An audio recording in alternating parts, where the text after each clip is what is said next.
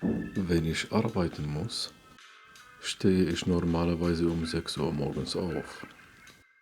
Nachdem ich aufgestanden bin, gehe ich ins Badzimmer, wasche mein Gesicht, putze meine Zähne und dann trinke ich meinen Kaffee.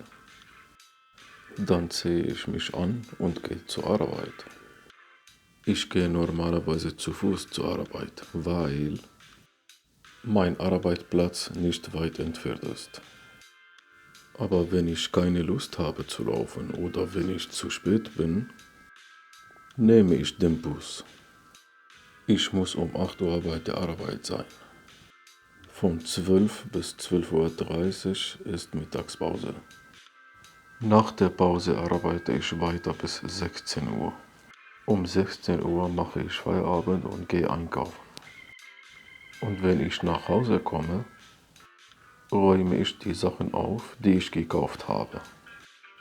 Danach gehe ich duschen. Um 18 Uhr koche und esse ich. Um 19 Uhr schalte ich den Fernseher ein, um einen Film zu schauen.